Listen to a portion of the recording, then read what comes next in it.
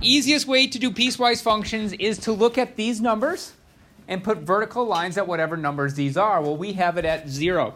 So I'd put a vertical line at x equals 0. And then I would say to myself, okay, the left of that line would be wherever x is less than 0. To the right of the line would be wherever x is bigger than 0. And we know by these dashed lines that I'm going to have one graph to the left of it, and I'll have another graph to the right of it. Sometimes they're between, but I only have one line here, so it's just something happens to the left, something happens to the right. Well, to the left, I'm looking at this x is less than 0. This is my left-hand side of that line. And I am going to notice at 0, we're going to have just a strictly less than, so there won't be a closed dot. So when I'm plugging in points, I'm going to plug in 0, -1, -2, -3, -4, just until I get the shape of this graph. But you start at your dashed line. So when I plug 0 in for this, well, -0 is 0, so it's going to be the point 0, 0. But I'm going to use an open dot because there's no equal to sign. When I plug a -1 in, -1 is a positive 1, so we'd have that. When I plug a -2 in, I get a positive 2 out. That's enough for me to know that it's just a straight line going like that. In fact, that's all I needed, and I had my answer. It had to be A. Yeah. It had to be, just from that one little thing. All right. I do have to graph the other one. That is our x plus 1 whenever x is bigger than or equal to. Since it has that or equal to, on this one, we're going to need to put a closed dot on that dashed line. So when I plug 0 into this equation, I get 0 plus 1, which is a positive 1. I'm going to put a closed dot at 1. Then when I plug a 1 in, 1 plus 1 is 2, so I'd get 2 out. When I plug 2 in, I get 3 out. And so that is my final graph of that. Any questions on the bell work? Okay, any questions on the homework? I know there are, so don't say no. Yes? 59 and 61. Well, look at the wrong one. 59 is absolute value of x over x, right? So realistically, you kind of just have to plug in points to see what kind of makes sense. So if I'm looking at f of x, and I'm not sure what the graph looks like,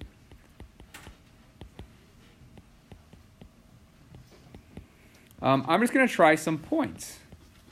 And a good idea is just to have points that surround 0. Since I have absolutely no idea what it looks like, I would try like -2, -1, 0, 1, and 2.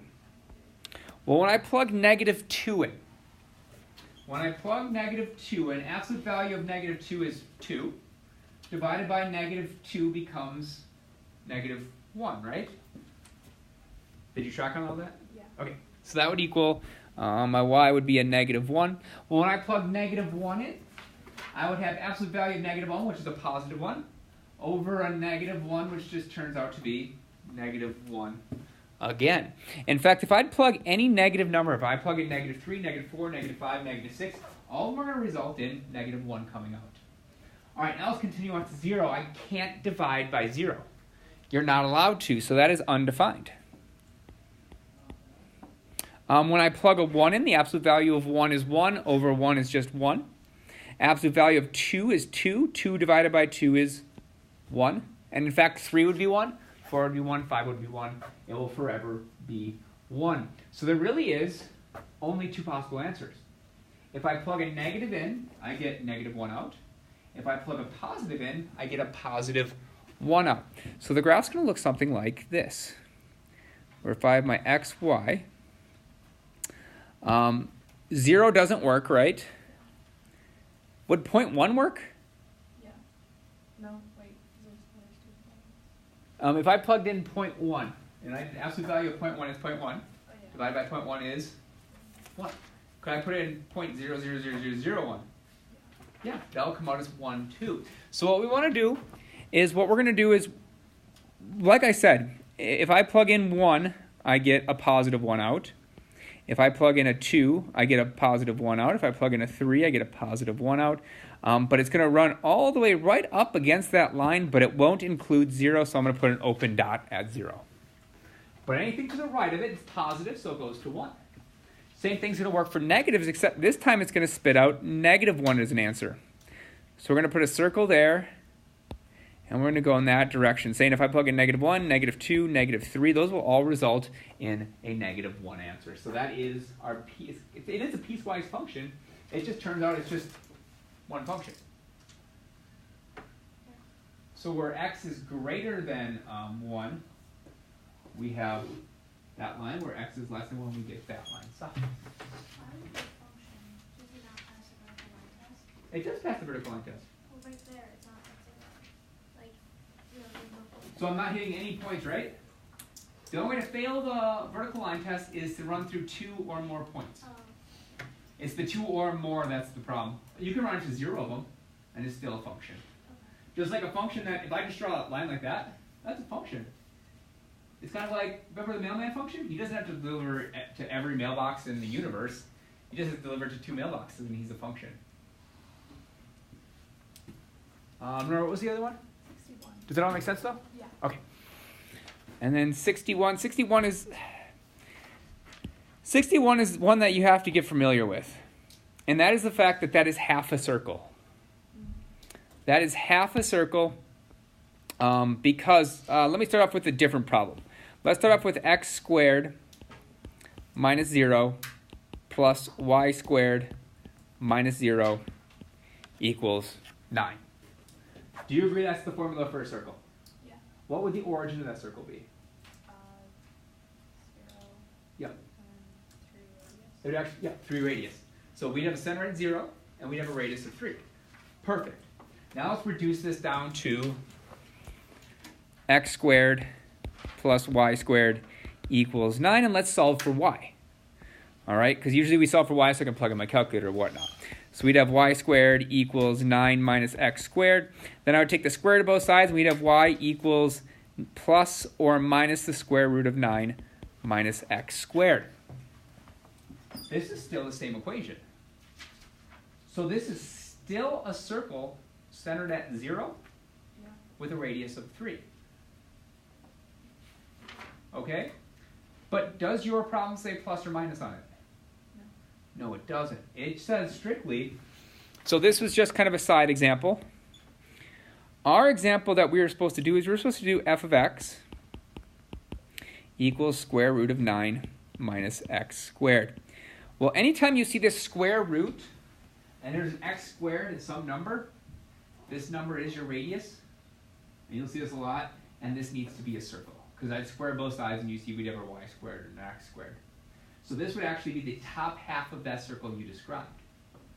It's a circle centered at the origin with a radius of 3, but it's just the top half of it. It's the positive version. Oh, okay. All right, let's pretend you didn't recognize that. You didn't recognize it was a circle. You could still plug points in and actually get that half circle out. Okay. But you have to be careful because you can't take the square root of a negative number, right? Yeah. So if we look at this 9 minus x squared, that has to be positive. So the smallest number I can have here is 0. So the only way that's going to work is if this was 9 minus 9 would be 0. So this x could be -3 or a +3, and you'd get 0 out. Anything in between will give you a positive number.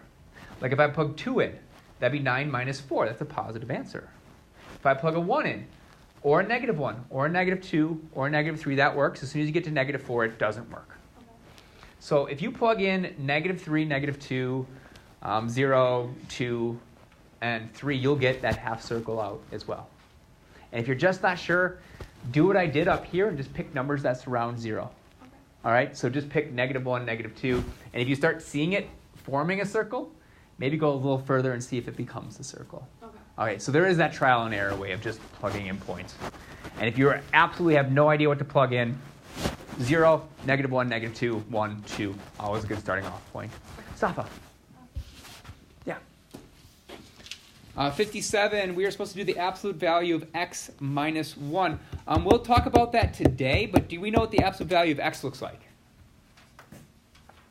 It's just that v that goes out. See how we're subtracting 1 inside that absolute value? It just shifts over 1. Okay, and that's what we're doing today. That's actually what we're doing today. Yes? 71. 71 says we have to construct, we have to actually write the formulas for that, right? So I think the easiest way to handle these, and I'll tell you the process in which I would do these, is I would say, okay, there's two functions here. There's this line, and then there's this line. So right here is that turnover point. I go from one function to the next function. So we're basically doing this backwards, where I now draw my vertical line and say that anything to the left of this would be where x is less than 0, and anything to the right is where x is greater than 0. So I should have an x is greater than 0, and I should have an x is less than 0 after my for statement. So in fact, that'd be the first thing I would do, Mark. I would just have these two done. Now, note, we don't know which equations actually close dot, so you just pick either one of them. Okay. Either one of them can be the equal to sign. Then we just have to come up with equations for them, and that's just coming up with a linear equation, either using point slope or just recognizing. Oh, I didn't even realize it was a linear equation. Yep, they're both linear equations. Okay. And in fact, all three of them are linear It's equations. a lot easier. Yeah. On the test, they'd be linear equations. Linear equations.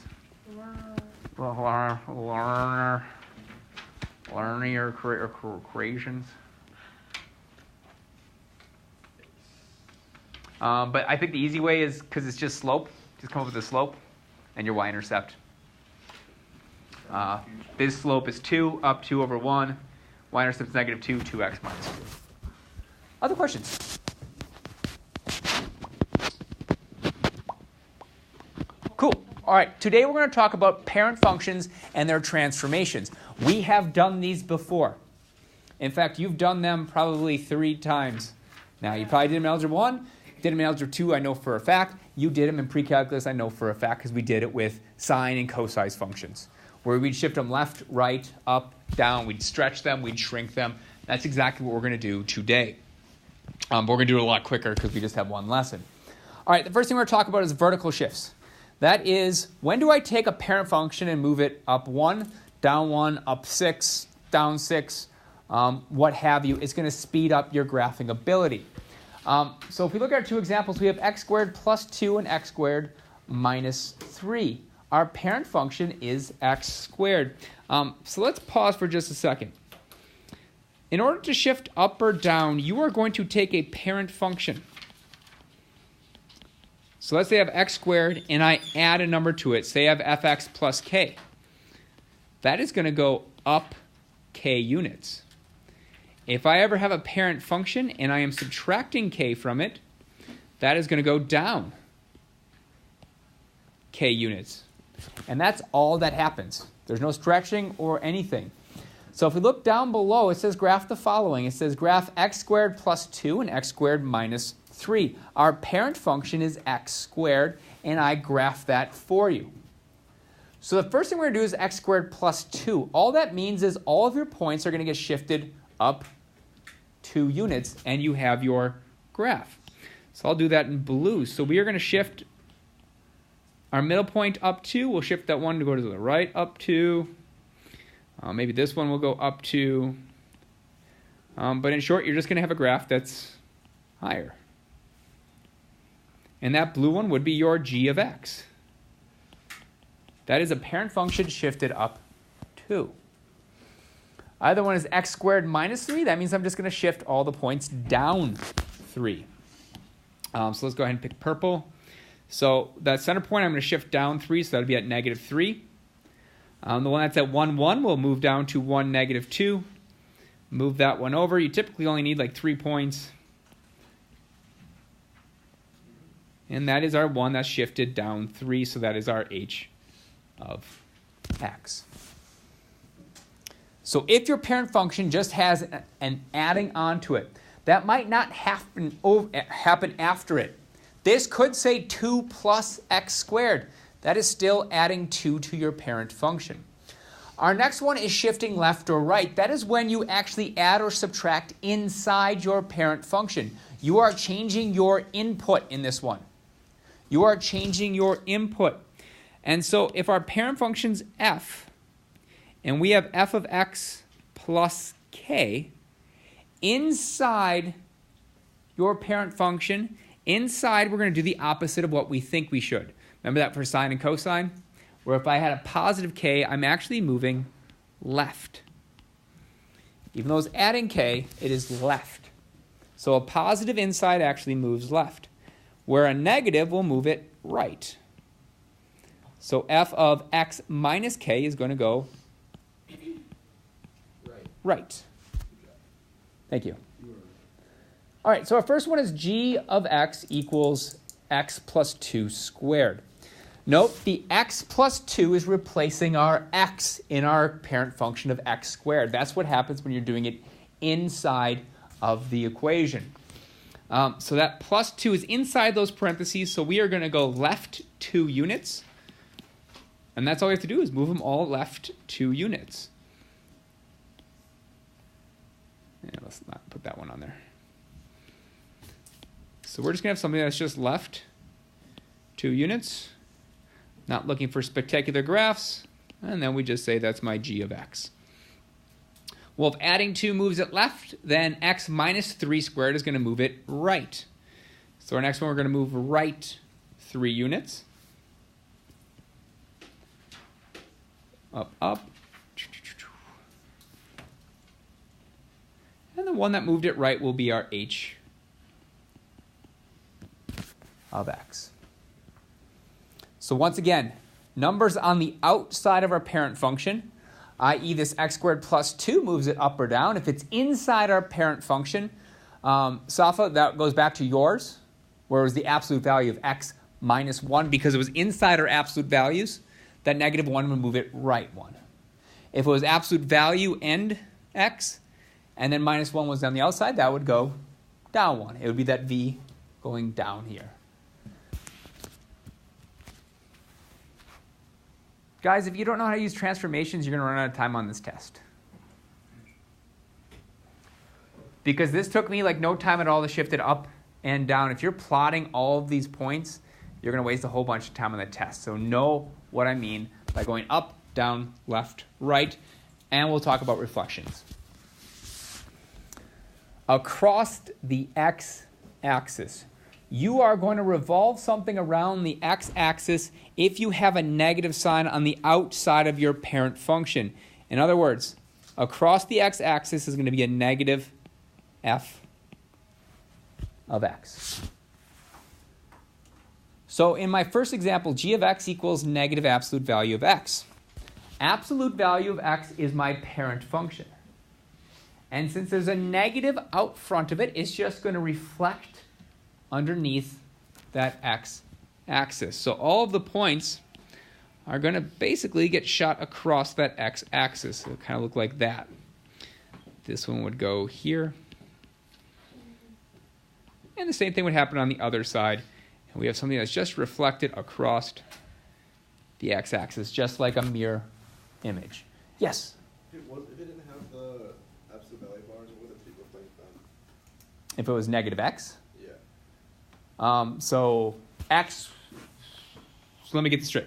So we're talking about a parent function being x, right? Well, x is just, it's really quick draw. X is just a straight line. So x would be this straight line here, right? Well, f of, let's call it g of x. Negative g of x, call that, let's not put a negative up front, but let's say g of x equals negative x. Well, that's going to flip all of these points across the x-axis. So anything that's going up is going to go down. Anything going down is going to go up. So the graph of that would be this red graph here, which are all of them reflected. Which makes sense because anytime I asked you to graph negative x, you probably just plotted points and came up with this. But it is the reflection across our x-axis. All right, our next one is across the y-axis. That's when your negative's inside of your parent function. So when to flip across the y-axis is when you have something like f of negative x. I picked a different equation because can we picture this one being flipped across the y-axis? it wouldn't look any different. So I picked one that would look a little different. So this is the square root of negative x. Parent function is square root of x. Because the negative's on the inside, we're going to flip across the y-axis. So this point is going to go here. This point would go way over here. And we're going to have a mirror image that's going across the y-axis. Inside across the y, outside across the x. Questions on reflecting? Don't get those confused. Inside across the y, outside across the x. All right, there's my picture. Stretch and shrink. Stretch and shrink are going to almost be the exact same equation. They're both going to be, let's just pick A. A times f of x will be for vertical stretch. And a vertical shrink will be A times f of x as well. However, it's going to be a stretch when your absolute value of A is bigger than 1. Notice I said absolute value of A is bigger than 1. So 2 would be a stretch. So would negative 2. The only difference between 2 and negative 2 is negative 2 would have flipped it across the x-axis and then stretched it by a factor of 2. 3 would work, 4 would work. 1.01 would work because that is bigger. Negative 1.01 would also be a stretch. It's a shrink when it's less than 1. So when your absolute value of A is less than 1. So you're looking at fractions or decimals. 1/2, 3/4, 0.4. Anything that your absolute value is less than 1. Now let's talk about what happens when we're stretching. When we're stretching something, if you think about just how I have it set up, this is saying it's A times f of x. F of x is just notation for your y value. So in fact, when you're doing a vertical stretch, all you're doing is you're multiplying all of your y values by your scale factor. Whether that's a stretch or a shrink, you're multiplying all of your y values by that number. So let's start here at 0.00. If I multiply, so we have 2 times the absolute value of x. Yes? What if A was like negative 1? Is 1 greater than 1? Is the absolute value of 1 greater than 1? No. No. So, like, is that the only thing that doesn't work? For, like, whole numbers? And 1 doesn't work. No, that's what I mean. Yeah. Negative 1 just reflects it and leave it the same. It's got to be bigger than 1 or smaller than 1 to actually stretch it or shrink it. Okay. And we'll talk about that. So we're going back to the fact that we are multiplying this by 2. We're saying my stretch factor is 2. So if we look at that point down here, that is the point 0, 0. What's 0 times 2? 0. This will not change. When your y value is 0, it doesn't get stretched. It is like you just hold at this point and everything else is going to get stretched. The way I kind of picture it, I grab this point and I stretch everything else up. So anything on the y-axis is just being held, and then we're going to stretch up like that. So that one doesn't move at all. Our next point is 0.11. Well, I'm multiplying all my y values by 2. So when I multiply that y value by 2, we're going to have the new point 1, 2. Let's skip one of these points so I don't get too muddled. I'm going to skip to point 3, 3. Well, when I multiply my y value, I'm going to end up with 3, 6. So that point would be 3, 6. We'll do one more. This is the point 4, 4. I multiply the y value by 2, and we're going to have 4, 8. So once again, I am just multiplying my y values. And then we could just draw the line that connects all of those points. And that would be my vertical stretch. I'm stretching it out. When you stretch it, it's going to get skinnier. You would do the exact same thing on the other side, but we don't need to do that right now. Just know that it'd be the same points on the other side, just reflected. All right, when it's this vertical shrink, you still do the exact same thing. You multiply all of your y values by that scale factor. That scale factor is 1/2. So I'm looking at my points on my main graph. This point is 1, 1. If I multiply that y value by 1/2, you're going to have the point 1, 1/2. The only other point I'm going to look at is the one up here. That is the point 2, 4. Well, my y value is 4. I multiply that by 1/2. You're going to have the point 2, 2.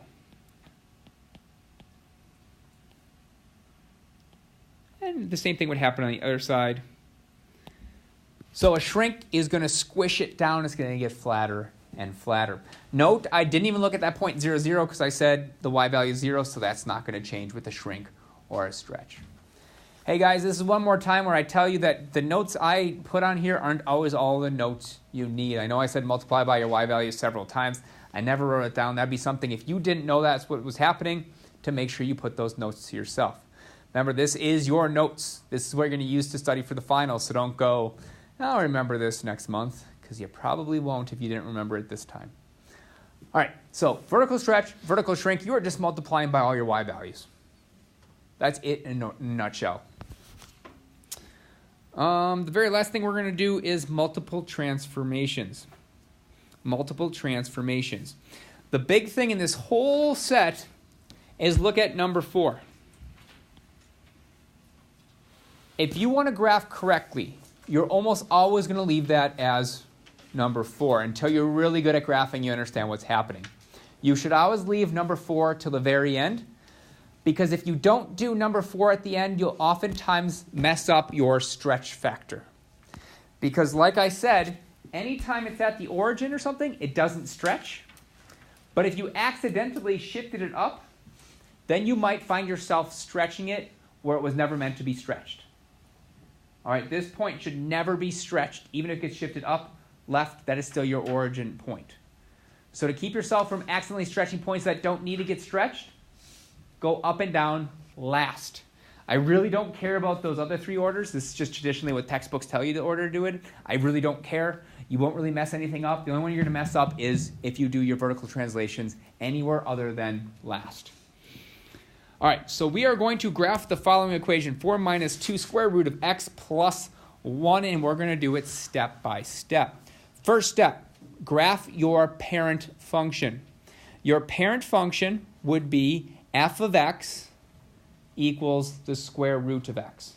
So we are going to graph the square root of x. The square root of x is 0, 0. The square root of 1 is 1. The square root of 4 is 2. So that black line right there is my parent function. That would be square root of x. That is my parent function.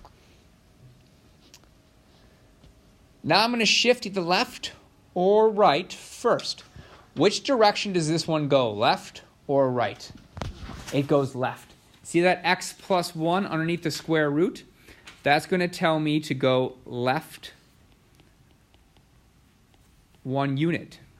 So I'm going to shift all of my points left 1 unit.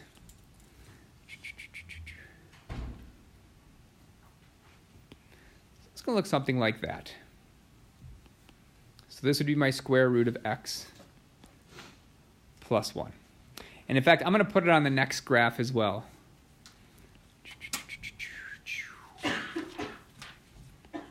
Because I'm actually going to do 2 moves in this next one. So right now I have square root of x plus 1. I'm going to do 2 things on this one graph. I'm going to tackle this entire negative 2. I'm going to start with just the 2 though. The 2 is a stretch factor. So that means I'm going to multiply all my y values by 2. So that 2, let's pick brown to be it. That 2 right there says stretch. Stretch means multiply all your y values by 2. Note, anything on the y-axis will not get stretched. So that point right there will stay the same. This point right here is 0, 1. I multiply the 1 by 2, so we'll actually be up here for our next point. So that would be the point 0, 2. Maybe I'll write that down. Just so you guys write some of this down. This would be 0, 1. Multiply your y value by 2, you get that one. Our other point is 3, 2. Multiply your y value by 2, and you will have 3, 4.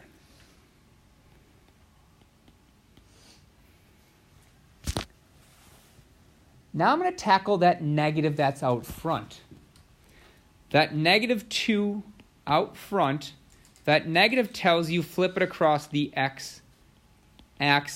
We're going to flip all of those across the x-axis. So this point 0, 2 is going to translate to point 0, negative 2. I'm going across the x-axis.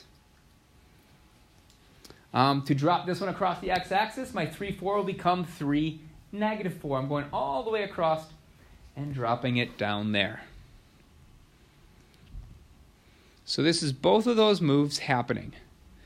So what graph I have right here is actually that negative 2 square root of x plus 1. That is a graph that shifted left. It is flipped across the x-axis, and it's stretched by a factor of 2. I'm going to go ahead and put that in the last graph so we can see what happens in our last steps. We have that there, that there, that there.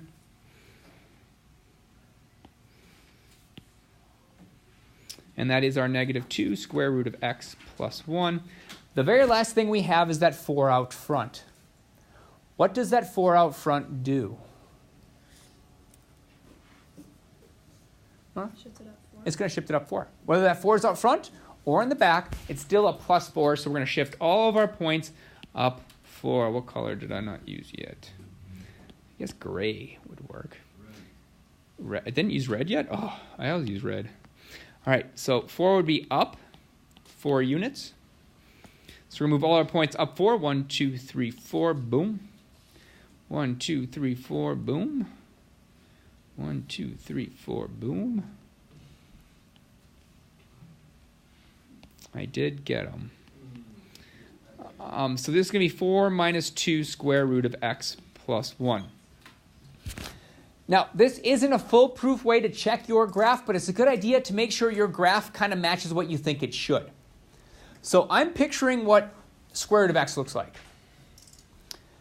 And then I'm looking at this. Does it look like it shifted 1 over? It sure does. Does it look like it's stretched? It's longer than it was. Is it reflected? Well, it used to go up like this. Now it's going down, so it was. Does it look like it got shifted up? It looks like it met all of my requirements. You might have shifted it up 3 or stretched it by a factor of 3 or made some mistake. But you should be able to generally check to see if you have the correct graph. If you just go back and say, did it go left? Did it stretch? Did it get reflected? Did it go up? It did all of those things, so most likely I have most of those points. Maybe you made a little mistake in there, but you have most of the points right there. Take the time to check it. All right, any questions for me on that? Okay, I'm not going to check your homework today because we have everyone missing, like a big chunk of the class. I'll check it tomorrow. So if you didn't have it done for today, make sure it's done for tomorrow. This homework, it looks long. It really isn't. Most of these, I think almost all of them are just one thing. Like you just have to shift it left or shift it up. I kept it pretty simple. The hardest ones are probably the ones where you have to, it will describe to you what it is and you have to come up with the equation for it.